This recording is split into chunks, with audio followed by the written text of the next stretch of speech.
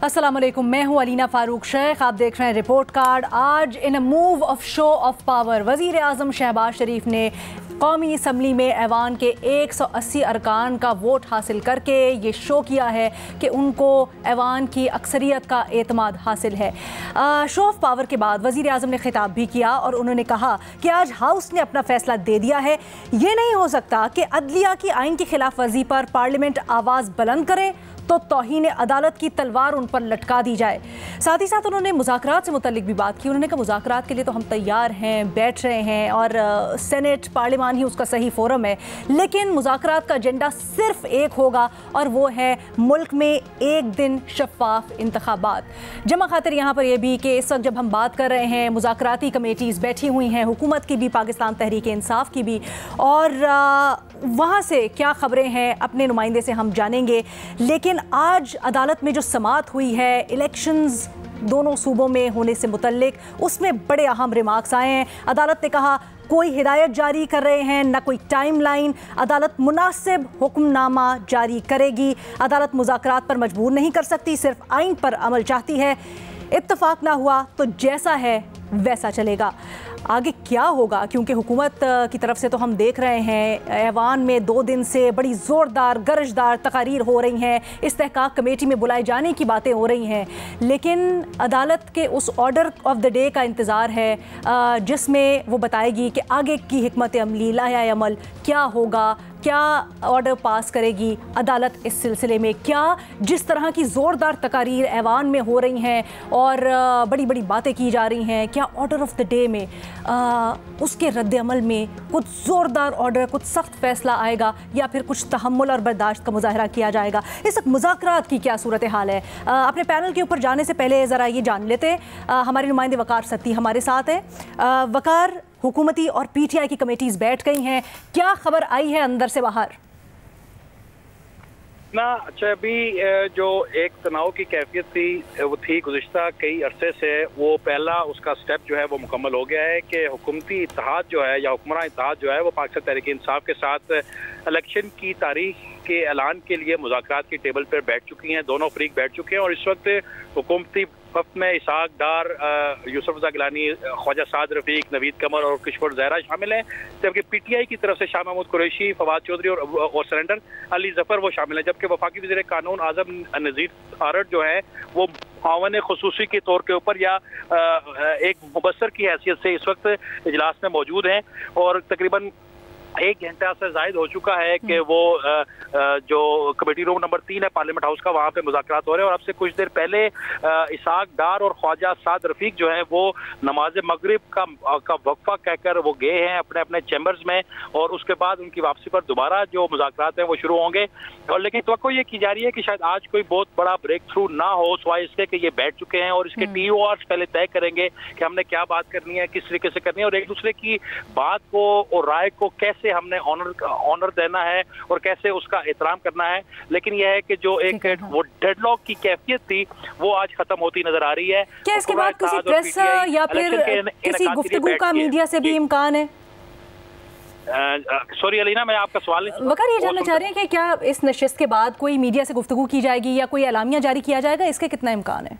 Obviously अलामिया तो शायद ना जारी हो, लेकिन मीडिया से बात की जाएगी। यहाँ इजलास शुरू होने से पहले भी दोनों फ्रीकैन जो हैं उनसे हमने वो बात की थी और दोनों होपफुल थे कि जो सियासतदान होते हैं वो बातचीत से मामला हल करते हैं और हमारी तवक्को है कि ये मामला हल होगा और डेफिनेटली आज के इजलास के बाद भी जो है वो मीडिया से बात जरूर की जाएगी। ठीक है वकार सत्ती साहब, बहुत शुक्रिया आपका तफसीलात देने के लिए। और जैसे जैसे अभी तो सब बड़ा हश हश है, बता रहे हैं वकार के कमेटी रूम से बाहर कोई खबर नहीं आई है, लेकिन ये भी बड़ा ब्रेक थ्रू है कि जो पीटीआई की जमात के मेंबरान हैं वो हुकूमती इत्तेहाद के मेंबरान के साथ मिलकर बैठे हैं। तो आगे देखते हैं मामला किस तरह से चलते हैं। और of course all due credit to Waqar Satti साहब, जिन्होंने ये खबर ब्रेक की थी और सबसे पहले इस तरफ इशारा दिया था कि वज़ीर आज़म एतमाद का वोट ले सकते हैं, और इसकी तरदीद भी आई मरियम औरंगज़ेब साहिबा की तरफ से, लेकिन फिर आज हमने देखा कि वो अमली तौर पर हो गया। सो कॉन्ग्रेचुलेशंस टू यू वकार सत्ती साहब। बट सवाल आज ये है कि ये जो सब कुछ हो रहा है, आज शो ऑफ पावर हुआ है, इस्तेहकाक कमेटी में बुलाने के मुतालबात किए जा रहे हैं, जो मैसेज गया है पूरा का पूरा वोट ऑफ कॉन्फिडेंस के बाद, हुकूमत की पोजीशन क्या बेहतर हो गई है?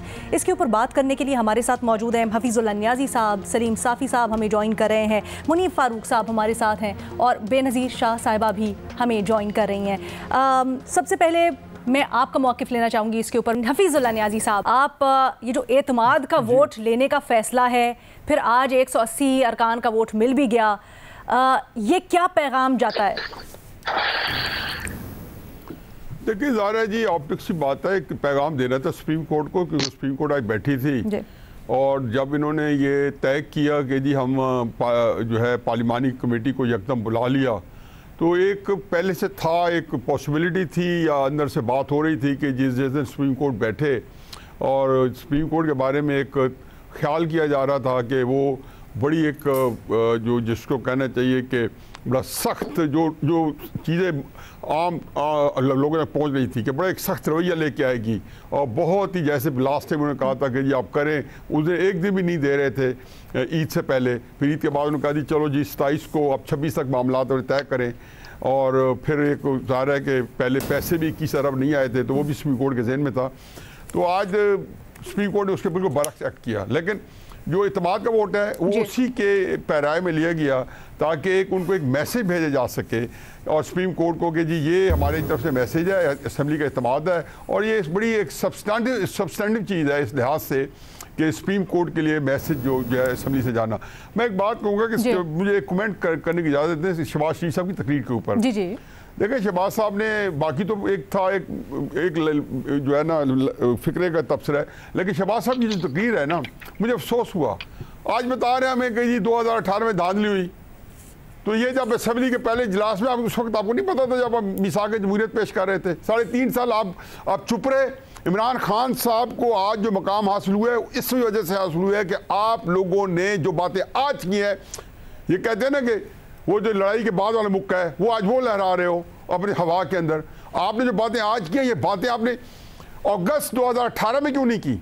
उसके बाद जब फजल रहमान साहब का जलसा जो जब निकला उनका लॉन्ग मार्च, उसको इन्होंने उससे बिल्कुल एक एपिथी, एक उससे लातलगी शो की, बड़ा अजीब व गरीब सा चीज़ थी। तो ये तो पूरे 3-4-5 साल आज ऐसे बितले हुरियत से शहबाज शरीफ बने हुए थे और ऐसा शो कर रहे थे कि जैसे बस जाने दो। एक फिक्र शुक्र है बिलावल ने कह दिया था, वो भी बड़ी एक होम्योपैथिक तरीके के बाद कि प्राइम मिनिस्टर सिलेक्ट या पता सिलेक्टेड प्राइम मिनिस्टर, उसके इनकी कुछ ना कुछ दाल चलती रही अपोजिशन की। पूरा 3.5 साल इमरान खान साहब दनदनाते रहे और इन अपोजिशन नहीं की। अच्छा। ये कौम का साथ जो इन्होंने ये ज्यादती की तहरीक मुस्लिम नून के साथ, मेरा ख्याल है जो नाकाबिल तराफी नुकसान पहुंचाए शहबाज शरीफ साहब, उनकी सारी जो लोग आज वजारत में हैं ये सारे उसमें हिस्सेदार थे। मुझे बहुत तकलीफ हुई है शहबाज शरीफ की बातें सुनने की कि मेरा ख्याल है कि वो अपने आप को खुद फरेबी का शिकार थे, अपने आप को धोखा दे रहे थे जब उन्होंने आज ही तकरीर कर दी कि किस तरीके से इमरान खान साहब की इंस्टॉल्ड हुकूमत थी। ये जो इन शुक्र है शहबाज शरीफ साहब को पता चल गया। आपको क्या लगता है सियासी तौर पर वीकर पोजीशन में हुकूमत, इसका पैगाम ये है? सियासी तौर पर खालिस्तान पूछ रही है, वो सुप्रीम कोर्ट से जो जंग है वो तो बाद में बहुत स्ट्रॉन्ग पैगाम ये है सुप्रीम कोर्ट को। देखिए कुछ भी है सर, सुप्रीम कोर्ट की जरा बाद में बात करते हैं, सियासी तौर पर पहले मुझे बताएं। नहीं, मैं यही कह रहा हूँ जी कि बड़ा स्ट्रॉन्ग पैगाम दिया सुप्रीम कोर्ट को। ठीक है, it was all meant for supreme court.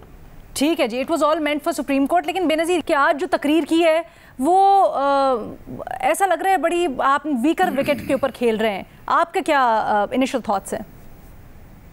नहीं अलीना, मैं तो उससे इत्तेफाक नहीं करती। मेरे ख्याल से आज जो हुआ वो एक पावर शो था हुकूमत की तरफ से। पावर शो किसको दिखाना था? अदलिया को भी और पीटीआई को भी। अदलिया को क्यों दिखाना था? अदलिया को ये दिखाना था कि देखिए आपके साथ शायद 8 जजेस होंगे, मेरे साथ पूरी पार्लियामेंट है, 180 मेंबरान है पार्लियामेंट के, वो पूरे मेरे साथ खड़े हुए हैं। तो आपका हाउस शायद डिवाइडेड होगा, मेरा हाउस यूनाइटेड है।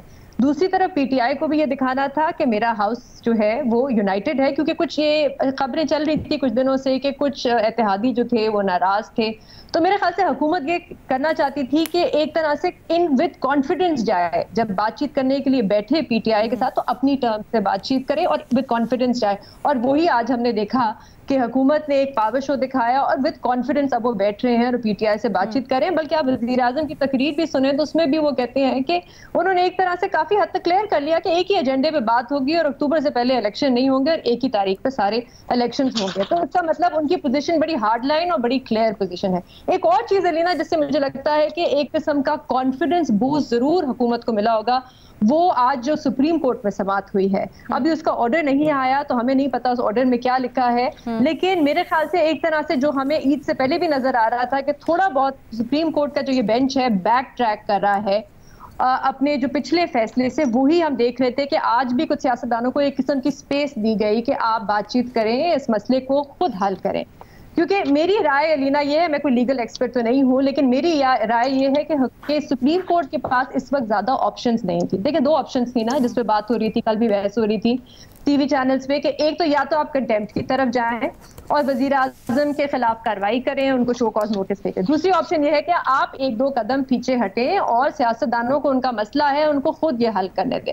अब कंटेम्प्ट का मसला ये है, इस पे मेरी कुछ कानूनी माहिरीन से भी बात हुई और वो ये कहते हैं कि देखिए इस वक्त जो मौजूदा चीफ जस्टिस है उनके पास उस किस्म की सपोर्ट नहीं है जो माजी में जुडिशरी या चीफ जस्टिस के पास रही है। अच्छा, वो सपोर्ट कहां से आती है? वो 2 इदारों से आती है, एक जुडिशरी से और एक एस्टैब्लिशमेंट से। इस वक्त आपकी जुडिशरी डिवाइडेड है, इसका मतलब आपकी पूरी जुडिशरी में मेजॉरिटी होगी लेकिन कंसेंसस नहीं है। दूसरी तरफ है आपकी एस्टैब्लिशमेंट, और इस वक्त लग ये रहा है कि एस्टैब्लिशमेंट जो है वो हुकूमत के साथ एक पेज पे है और वो भी चाहते हैं कि अक्टूबर से पहले इलेक्शन नहीं हो। तो माजी में जब नवाज शरीफ साहब को नाअहल किया गया या यूसुफ रज़ा गिलानी साहब को नाअहल किया गया तो तासुर ये जाता था कि जब सुप्रीम कोर्ट की तरफ से एक फैसला आया है तो रियासत की तरफ से फैसला आ रहा है, मतलब कि एस्टैब्लिशमेंट की तरफ से भी फैसला आ रहा है। इसलिए अलीना हमने देखा कि माजी में कभी ये मुतालबा भी नहीं शायद किया गया कि फुल कोर्ट बनाया जाए या लार्जर बैंड बनाया जाए तो फिर ही हम जाके फैसला कबूल करेंगे। लेकिन इस बार हाउस भी डिवाइडेड है और एस्टैब्लिशमेंट का सपोर्ट भी नहीं है, तो फिर ऑप्शन आपके पास एक ही बचती है। लेकिन मैं फिर से कहूंगी, मुझे नहीं पता कि अभी ऑर्डर नहीं आया, हो सकता है अगले कुछ दिनों में कंटेम्प्ट की तरफ भी बात जाए। लेकिन इस वक्त तो लग रहा है कि थोड़ी बहुत एक किस्म का कोई ऑनरेबल एग्जिट। अच्छा, हमारे पैनल पर जो कानूनी माहिर है उनकी जरा राय शामिल कर लेते हैं इसमें। मुनीफ फारूक साहब, आज जो ये खास तौर पर रिमार्क आया है, मैं एक बात करूंगा बाद में प्लीज। अच्छा सर, अगर तो एक जुमला है तो अभी ऐड कर दे, वरना फिर बाद में इसके ऊपर आ जाते हैं जी। एक जुमला सिर्फ ये है कि मैं बेनज़ीर साहब, बस उन्होंने एक बात की तो मैं उस पर एक थोड़ा सा ऐड करूं।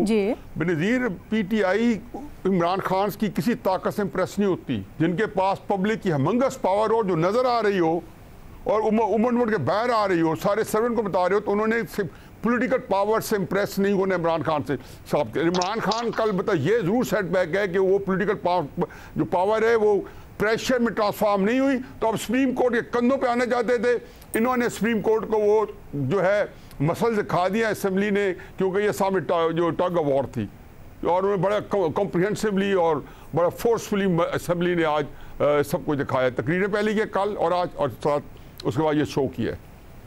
ओके मुनीब, ये बताइएगा, ये जो खास तौर पे अदालत का एक रिमार्क है चीफ जस्टिस साहब का, टू बी स्पेसिफिक, क्योंकि बताया जा रहा है 2 जजेस जो बेंच में शामिल थे वो आज कुछ खास उन्होंने रिमार्क्स नहीं दिए या कुछ बोले भी नहीं, वो खामोश रहे।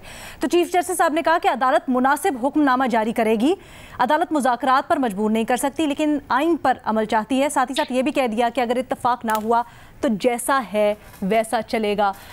ये जो अचानक वोट ऑफ कॉन्फिडेंस लिया गया है, मैसेज दिया गया है, इस्तेहकाक कमेटी की बातें हो रही हैं, व्हाट आर यू एक्सपेक्टिंग, आगे क्या हो सकता है अदालत की तरफ से, और आज के जो रिमार्क्स हैं उनको आप कैसे इंटरप्रेट कर रहे हैं? देखिए, सबसे पहले तो जो आज पार्लियामान के अंदर हुआ, मेरे ख्याल में ये 19 तारीख का जो अदालत का हुक्मनामा था उसके जवाब में किया गया है और सियासी तौर पर बड़ी ब्रिलियंट और बड़ी बोल्ड मूव थी और अदालत को बता दिया गया है। ये दुरुस्त बात है कि पैगाम कुल्ली तौर पर अदालत के लिए था और 3 जज साहिबान की तरफ था। उन्होंने बताया गया है कि हमारे पास, मैं वज़ीर आज़म हूँ, मेरी काबीना है और मुझे और मेरी काबीना को पूरे पार्लियामान की सपोर्ट हासिल है। दूसरी बात मैंने पहले भी गुजारिश की, मैं दोबारा आपके सामने रखता हूँ कि नतीजा जो भी हो, वज़ीर आज़म ने, पूरी काबीना ने, इस हुकूमत ने खुद को आइन के अंदर, बेशक वहां पर एक साइड पर वो वायलेशन कर रहे हैं कि 90 दिन के अंदर इंतखाबात की रास्ते में रुकावट है, लेकिन दूसरी तरफ उन्होंने खुद को इंसुलेट किया है। वो कैसे किया है? देखिए, अदालत ने अपने हुक्मनामे में खुद लिख दिया था कि आपने पोस्ट फैक्टो अप्रूवल लेनी है। अदालत ने उस अप्रूवल को खुद अहमियत दी। हुकूमत ने जो इसके अंदर बड़ा क्लेवर पॉलिटिकल मूव है वो ये खेली कि 2 दफा इसको काबीना के अंदर लाए और दोनों दफा काबीना ने इसे अप्रूव किया है विद अ पॉजिटिव नोट और विद अ हेडिंग के जी ये अप्रूवल ग्रांट की जाए। दोनों दफा गालिबन आज भी उस पर शायद वोट होना था, लेकिन एक दफा तो लाजमी हुआ है, आज भी वोट हुआ, टर्न डाउन हुई है, आज भी हुआ है। अब आप देखिए कि 2 दफा जब उस डिमांड को टर्न डाउन किया गया है तो पार्लियामेंट ने एंडोर्समेंट दी है, काबीना ने उसको रिजेक्ट नहीं किया है, तो वज़ीर आज़म ने अपने आप को इंसुलेट किया है। वज़ीर आज़म को कोई ये नहीं कह सकता कि आप 19 तारीख या उससे पहले के ऑर्डर की वायलेशन में है। वो कहेंगे कि भाई मैंने तो ये काम किया है, आपने खुद खासा अप्रूवल लेनी थी, पोस्ट फैक्टो आप कह रहे थे मैंने डिसबर्समेंट से पहले अप्रूवल लेनी चाहिए, मुझे रोक दिया गया है और मैं नहीं कर सकता, तो अब मैं क्या कर, उसके बारे में मेरे पास तो इख्तियार महदूद है। गो के ये एक बहुत बड़ा फसाड है जो कि क्रिएट किया गया है, बट कई दफा कुछ ऐसा वेल होता है जिसको आप पीएस नहीं कर सकते। बेशक आपको लग भी रहा हो, लेकिन उसके ऊपर एक कानूनी एक ऐसा चेहरा क्रिएट कर दिया जाता है, एक पर्दा क्रिएट कर दिया जाता है जिसको चाक नहीं किया जा सकता।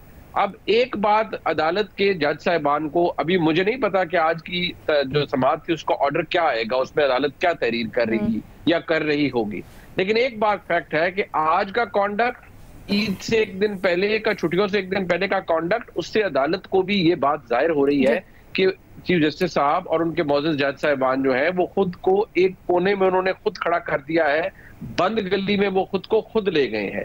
देखिए अदालत का इस्तेकाक अपनी जगह, ये एक फ्रस्ट्रेशन का इजहार था जो कि 20 तारीख के ऑर्डर में किया गया कि हमारा 14 मई के दिन पोल कराने का फैसला मौजूद है और बाइंडिंग है, और तमाम एग्जीक्यूटिव और जुडिशियल अथॉरिटीज, पैरा नंबर 7 में लिखा गया अंडर आर्टिकल 190 एंड 189 तमाम लोग अमल दरामद करने के हक में है। अब इसकी तारीख हमारे मुल्क में मौजूद है। वो तारीख क्या है? वो सजाद अली शाह की तारीख है। जब उन्होंने मदद मांगी थी तो उनका खत मिनिस्ट्री ऑफ डिफेंस को भेज दिया गया था, उसको एंटरटेन नहीं किया गया था, वो भी वायलेशन, मदद मांगी गई थी आईनी तौर पर। दो बड़ी अहम बातें हैं। एक तो ये बताइएगा, ये खास तौर पे जब आप कहते हैं, ठीक है आप कह रहे हैं कि जो भी हो अदालत अपना, लेकिन जब वो कहते हैं कि अगर इत्तेफाक नहीं हुआ आप लोगों में मुज़ाकरात में या व्हाटएवर, तो वैसा ही चलेगा जैसा पहले था, यानी पहले तो उन्होंने कॉन्सिक्वेंसेस से डराया था ना, तो अदालत अगर अपना फैसला दे देती है, उसके ऊपर अमल दरामद हो ना हो वो एक अलग बात, बट उसकी सिंबॉलिक वैल्यू बड़ी होगी। अभी तो वो गुंजाइश मौजूद है। देखिए वो at the end of the day supreme court को हवा में तहलील होने नहीं जा रही, ना ही जज साहिबान माशाल्लाह हयात है, अल्लाह ताला सबको हयात रखे और सेहत जिंदगी दे, वो मौजूद है, फैसला भी उनका मौजूद है। लेकिन मैं ये बात, ये एक ओवरऑल इम्प्रेशन है, मैं बहसियत एक तालिब इल्म के, ये वो वक्त नहीं है 2012 का जो यूसुफ रजा गिलानी साहब के वक्त था। दो फर्क है। पहला फर्क ये कि मुस्तफा इम्पैक्ट केस 2014 में आया, पार्लियामान प्राइम मिनिस्टर और कैबिनेट फॉर्म करते हैं फेडरल गवर्नमेंट को, ठीक है जी। दूसरी बात, इफ्तिखार चौधरी के वक्त हम तमाम लोग उनकी मदासराई करते थे, मुल्क के जय्यद कानूनदान भी और बड़े बड़े सहाफ़ी भी, और हम माशाल्लाह उनकी तस्वीरें चलाते थे अपने चैनल के ऊपर और उनको मसीहा बनाते थे, और बनाया हमने। बाद में जो कुछ हमारे साथ हुआ और पूरी कौम के साथ हुआ, शायद अब हमें एहसास होना चाहिए कि हमने भी कितना उसके अंदर कंट्रीब्यूट किया है। लेकिन ये 2012 की सुप्रीम कोर्ट नहीं है, ये एक तब्दील हुई हुई डिवाइडेड पोलराइज्ड माजरत के साथ सुप्रीम कोर्ट है, जहां पर जजेस दूसरे जजेस को कह रहे हैं कि ये जजेस इन रोब्स हैं, ये पॉलिटिशियंस इन रोब्स हैं। अलीना, मैं अगर एक सवाल पूछ बेनज़ीर से, मैं सिर्फ ये जानना चाहती हूँ कि ये जो कंटेम्प्ट होती है, कंटेम्प्ट ऑफ कोर्ट, ये क्या एक शख्स के ऊपर लग सकती है या पूरे अदारे पे भी लग सकती है? इसका कोई प्रेसिडेंट है? नहीं, मेरा नहीं। देखिए मेरी बात सुने, दो चीजें हैं, ये सवाल बड़ा वैलिड है। देखिए अदालत ने आइडेंटिफाई करना है, अगर अदालत ने प्रोसीड करना है और उन्होंने सोच लिया कि हमने जी कंटेम्प्ट में किसी को करना है, तो वो वज़ीर आज़म को कर सकते हैं कि जी हम पॉइंट पर्सन के ऊपर जाएंगे, the buck stops at the prime minister, he is the face of the federal government, he is the chief executive, इनको होल्ड कर लें।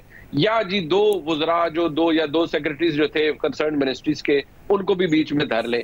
पार्लियामान का तो अदालत कुछ नहीं बिगाड़ सकती। ये मैं आपको बता दूं, what they did was an exercise of the parliament. Article 69 protects them. They did not violate the constitution there. by giving speeches on the conduct of the जजेस, yes they did violate the constitution. अच्छा। लेकिन ये जो business था ना federal consolidated fund के ऊपर voting करने का, that very well falls in their domain. इसके ऊपर अदालत उनको चार्ज नहीं कर सकती और ना ही पार्लियामान को कोई कंटेम्प्ट इशू कर सकता है फॉर दैट मैटर। हाँ, अगर डिसाइड हो जाता है कि जी वज़ीर आज़म को आपने मुनीब, आपकी ये भी बड़ी बात मानी खेज है और मैं सलीम साफ़ी साहब की तरफ ये लेके जाना चाहूंगी कि आपने कहा कि बहरहाल हुकूमत ने 90 दिन की पासदारी ना करके तो आइन की खिलाफ वर्जी तो वो कर रहे हैं, लेकिन बड़ी टैक्टफुली अपने आप को फिर वो इंसुलेट वज़ीर आज़म कर लेते हैं, सिक्योर कर लेते हैं एतमाद का वोट लेके, पार्लियामेंट का कवर लेके। तो सलीम साफ़ी साहब ये कहिएगा, जैसे अभी पैनल के ऊपर सब इसको सियासी तौर पर फतह कह रहे हैं हुकूमत की, लेकिन ये तो फिर उल्टा ना हुआ? सियासत में आप क्या मिसाल कायम कर रहे हैं जब आप आइन की अमलदारी नहीं कर रहे, तो आइन की खिलाफ वर्जी कर रहे हैं 90 दिन में इलेक्शंस ना करवा के? नहीं देखिए अलीना, आइन पे अमल दरामद के हवाले से तो दोनों फरीक एक जैसे हैं ना। उसमें अगर हुकूमत 90 डेज़ या इलेक्शन कमीशन 90 डेज़ में नहीं करवा रही है तो ख़ुद जो सुप्रीम कोर्ट ने फ़ैसला दिया है तो 90 डेज़ तो मेरे ख़्याल में 14 अप्रैल को पूरे हो रहे हैं, तो उन्होंने तो 14 मई का कहा है। तो सुप्रीम कोर्ट ने भी तो अपने फ़ैसले में आइन से वायलेशन की है। सुप्रीम कोर्ट ने नहीं, सॉरी, उन 3 जजेस ने, क्योंकि अक्सरियती फ़ैसला जिसका मैं भी कायल हूँ, जो सुप्रीम कोर्ट ऑफ पाकिस्तान का फ़ैसला है वो तो 4-3 से इस मामले में मुख्तलिफ़ बुनियादों पर रिजेक्ट हुआ है। तो जो पोजीशन इस मामले में हुकूमत की है वही पोजीशन सुप्रीम कोर्ट की भी है। दूसरा, फिर आइन में ये नहीं लिखा गया था कि सिर्फ पंजाब असम्बली के इंतखाबात 90 दिन में करने ज़रूरी है। आइन में खैबर पख्तूनख्वा और पंजाब और मरकज़ में कोई तफरीक नहीं है, तो सुप्रीम कोर्ट ने तो उस पर कोई नोटिस नहीं लिया है। खैबर पख्तूनख्वा या शायद पाकिस्तान का हिस्सा उनकी नज़र में नहीं है, उस सिलसिले में तो उन्होंने कुछ भी नहीं किया। फिर तीसरी बात, मैं मुनीब से इसलिए इत्तेफाक करता हूँ कि देखें इस वक्त पोजीशन कई हवालों से वो हुकूमत के हक़ में चली गई है। नंबर 1 ये कि हुकूमत जो बात कर रही है उसमें उसके साथ मुख्तलिफ़ुल ख़याल और मुख्तलिफ़ नज़रियात रखने वाली जमातें वो मुकम्मल हम आवाज़ है। इलेक्शन के इल्तिवा के सिलसिले में, फ़ंड्स के सिलसिले में भी, और सुप्रीम कोर्ट के इन 3 अरकान पे अदम एतमाद के सिलसिले में या फिर 8 रुकनी बेंच के अदम एतमाद के सिलसिले में भी। दूसरी तरफ जो सुप्रीम कोर्ट जो सिर्फ 16 अफराद पर मुश्तमिल है वो चीफ जस्टिस साहब का हमनवा नहीं है, और इसी सो मोटो केस को 4 मुअज़्ज़ज़ जज साहिबान ने मुस्तरद कर दिया है। दूसरी तरफ सुप्रीम कोर्ट इधर इनसे ये कह रही है कि आप इमरान खान साहब जैसे बेलचक आदमी के साथ बैठ के और मुज़ाकरात करें और ये जरगे करना और पंचायत करना ये तो उनका काम नहीं था, ये तो मेरा जरगा था। मैंने वो उस वक्त कहा भी था कि यार आप मुझे बेरोज़गार करना चाहते हैं, सियासतदानों को सामने बिठाना, उधर तो उन्होंने वर्डिक्ट देना था। लेकिन शहबाज शरीफ ने कई मरतबा साबित कर लिया कि वो अपने साथ बाकी सब लोगों को बिठा सकते हैं, लेकिन सुप्रीम कोर्ट जो हुकूमत का मुतालबा है यार फुल कोर्ट बना के फैसला कर ले, वो ये काम नहीं कर सके। तो इस लिहाज से भी अखलाकी जीत सुप्रीम कोर्ट की हुई है। फिर एक और बात सुनिए कि देखें ये इमरान खान साहब बड़े होशियार आदमी हैं और बड़े चालबाज भी है। अब वो खुद भी सुप्रीम कोर्ट से नाउमीद हो गए हैं। उसकी सबूत ये है कि कभी हुकूमत में शामिल पीपल्स पार्टी नून लीग ने तो नहीं कहा था ना कि हम इमरान खान से मुज़ाकरात नहीं करते। इमरान खान 4 साल ये व्यर्थ करता रहा कि मैं चोरों के साथ नहीं बैठूंगा, चोरों के साथ नहीं बैठूंगा। आज जो है उनकी टीम बिल्कुल एक लिहाज से मिन्नत तरला करके सुप्रीम कोर्ट की आड़ लेके हुकूमती टीम के पास मुज़ाकरात के लिए हुकूमती यहाँ बात करें आप सलीम साफ़ी साहब, एक छोटी सी ब्रेक लेनी है, उसके बाद इसको कंटिन्यू करते हैं जी।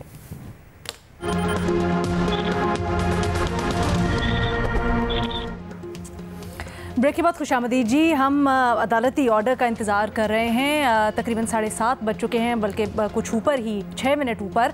अमूमन शाम के वक्त आ जाता है ऑर्डर ऑफ द डे, लेकिन अभी तक आया नहीं है। While we wait for it, ज़रा मुज़ाकरात के ऊपर बात करते हैं। इस वक्त बताया जा रहा है कि पार्लियामेंट के एक कमरे के अंदर हुकूमती और PTI की कमेटीज़ बैठी हुई हैं। आज के जो मुज़ाकरात है, जैसे वकार सती हमें बता रहे थे कि उनसे बहुत ज़्यादा कुछ बाहर निकल के आने की उम्मीद तो नहीं है, लेकिन ये बहुत बड़ी बात है कि जी PTI और हुकूमती जो इत्तेहाद है वो एक साथ बैठा है। न्याई साहब, आपकी एक्सपेक्टेशंस कितनी हैं, क्या हैं? और जैसे अभी साफ़ी साहब कह रहे थे कि इसमें इमरान खान की शिकस्त है कि जी वो आकर, अब देखें आखिरी मेज़ पे बैठना पड़ गया उनको, या आखिरी उनका बिल्कुल हरबा है। मेरे ख्याल में साफ़ी साहब ने बिल्कुल बड़ा कॉम्प्रिहेंसिव और बड़ा ज़बरदस्त तजिया किया है। टाइम ज़्यादा लिया उन्होंने, ये तजिया मैं 1 मिनट में कर सकता था, अल्हम्दुलिल्लाह। आगे साफ़ी साहब, आपका वोट ऑफ नो, पहला vote of no confidence. Niazi साहब कह रहे हैं जो खुद माशाल्लाह। मैं न्याजी से और क्या तवक्को करूं? किसी न्याजी से मैं और क्या तवक्को करूं? मुनीब इसलिए मुझे बुलाता नहीं है शो पे। मुनीब अपने शो पे बुलाता नहीं है कि जी कि ये ना हो कि मैं सारा टाइम ले लूं। जी न्याजी साहब, देखिए जी, क्राइसिस ये है कि मैं ऑन ए सीरियस नोट, हमने आप लोगों को सारा पाकिस्तान दे दिया था, उसका क्या हशर कर दिया? अब शो भी आपको दे दें। इसको भी निबड़ लेंगे। पहले अलीना का जवाब ले लेंगे। अलीमा जो है थोड़ी जो है रेस्टलेस हो रही है।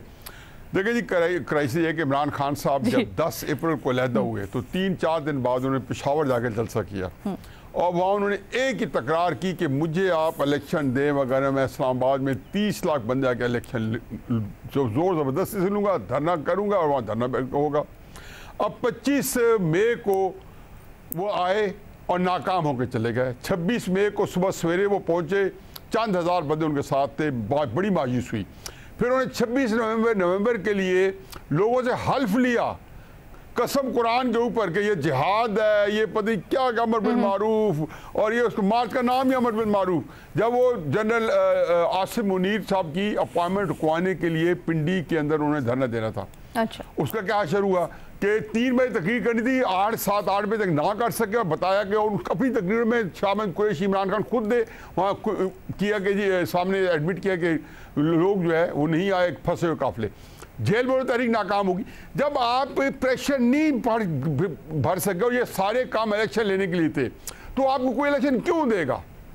पर जबकि इस वक्त PDM की हुकूमत को, इत्तेहादी हुकूमत को इलेक्शन सूट नहीं करते। चुनाचे सीधी सी बात है, अब इमरान खान साहब के पास एक ही सहारा था कि सुप्रीम कोर्ट के, जैसे मैं अभी अर्ज किया कि सुप्रीम कोर्ट के घोड़े पे सवार हो के किसी तरीके से वो इनको पिछाड़ दें। अब चीफ जस्टिस साहब का आज रवैया बड़ा एक भले मानसों की तरह था, पता नहीं उसका क्या नतीजा निकलता है, लेकिन बाज़ाहिर जो है PTI जो है, जैसे मेरे साथियों ने कहा कि उनको मायूसी हुई है। अब उनको चॉइस क्या रह गई है? अब ये इमरान खान अगर अक्टूबर 27 के इलेक्शन लेते तो उनको मिल जाए, जो 17 अक्टूबर के या 17 नवंबर के इलेक्शन लेते तो उनको मिल जाने थे। अब मैं आपको बता दूं कि अब ये बात इनको ज़बानी कलाई वादा हो भी जाए तो PDM के बस में नहीं है वो इलेक्शन कराने। वो इलेक्शन फिर वही हो गए जिन्होंने कराने हैं, क्योंकि फिर निगरान हुकूमत बनेगी, फिर उनको वारा खाते नहीं खाती थे, हालात ख़राब होते जा रहे हैं। इमरान खान साहब ने इतनी टेंशन क्रिएट की हुई है और इतना उन्होंने एक, वैसे क्या आप देखते हैं अब इससे हालात बेहतर होंगे? क्योंकि इससे पहले आप बड़ी तशवीशनाक बातें कर चुके हैं न्याजी साहब कि नहीं जी अब तो खुदा ना खास्ता कोई तीसरा फरीक मुदाखलत कर सकता है और इस टाइप की चीज़ें। तो आपको क्या लगता है अब दोनों मिलके बैठ गए, कोई ना कोई रास्ता निकल सकता है? एटलीस्ट होपफुल है आप? अलीना, मैं तो अपने मौके पे कायम हूँ कि आज भी हल कोई नहीं है, ये सिर्फ डंग डब्बा हुआ है। अच्छा, जैसे 27 हमने आज 27 गुजार दी ना, इसके जिसका ये भी कुछ बातें हो रही थी ना कि PDM सियासी शहीद बनने की कोशिश कर रही है, लेकिन हल होगा चाहे आइन के मुताबिक जाए या मावराए आइन जाए। अच्छा, ये आप बताइएगा साफ़ी साहब, आप कितने समझते हैं कि ये मुज़ाकरात क्या नतीजा खेज हो सकते हैं? एक बात तो ये फवाद चौधरी साहब करते हैं, अपनी राय का इजहार करते हुए कि सियासी जमातों को तो इलेक्शन की तारीख देने का इख्तियार ही नहीं होना चाहिए। अगर इस तरह से आप उनको इख्तियार देंगे तो फिर तो जिसकी जब मर्जी आएगी वो करेगा, चाहे तो 8 साल इलेक्शन ना कराएं, चाहे तो 10 ना कराएं। ये मुज़ाकरात जो है ना, ये एक दूसरी तरह का रिपोर्ट कार्ड होगा और ऐसा रिपोर्ट कार्ड कि जिसमें अरशाद भट्टी भी बैठा हो। तो नतीजा वतीजा इसका कोई नहीं निकलना है, जिसमें आप भी बैठे हुए हैं। और हाँ, हम तो आपके ऊपर तकिया किए हुए, आप भी बैठे हुए रिपोर्ट कार्ड में साफ़ी साहब। हाँ नहीं तो मैं भी तो कभी मैं सब की कह रहा हूँ ना, इतने मुख्तलिफ ख्याल और वो चीज़ें कि हम बातें कर लेते हैं लेकिन नतीजा तो कोई हम नहीं निकाल सकते ना। और अच्छा नतीजा उन लोगों के इख्तियार में है। मसलन इलेक्शन की राह में जो रुकावटें हायल हैं वो माली मुश्किलात हों, वो लॉ एंड ऑर्डर का हो, वो सेंसस का हो, वो उधर बैठे हुए किसी फरीक के हक़ में नहीं है।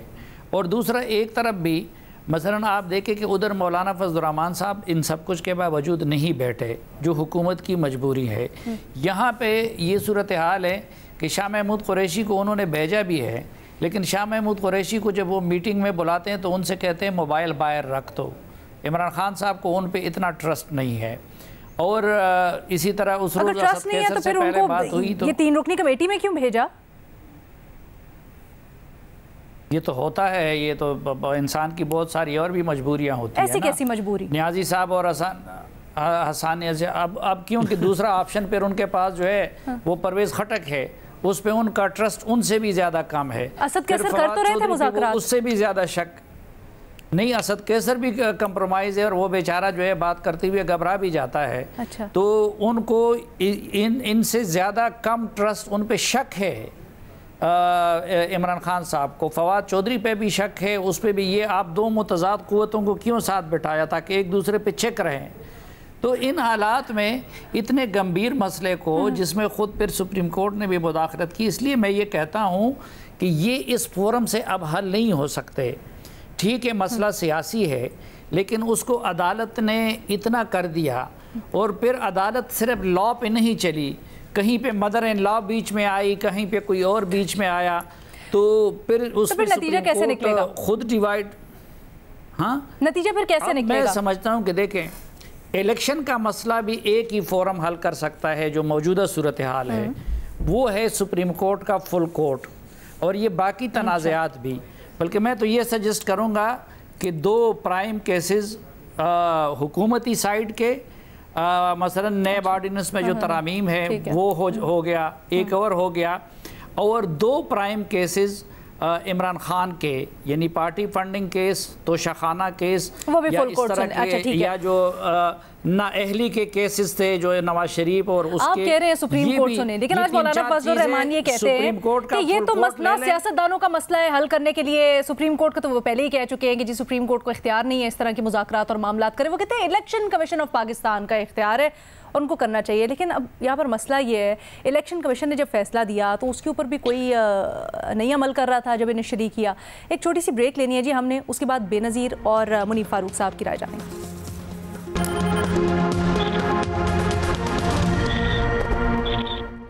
ब्रेक के बाद खुशामदीद। बेनज़ीर, ये जो अब बैठे हैं ये बड़े अच्छे ऑप्टिक्स तो हैं, लेकिन आप इसको कैसे एनालाइज कर रही हैं? क्या आपको लगता है कि ये जो बर्फ़ पिघली है या एटलीस्ट 7 एक टेबल पर मिल के बैठे हैं, इससे कुछ अच्छी बात निकलेगी या फिर आपको भी लगता है बेनतीजा ख़त्म हो जाएगा सब?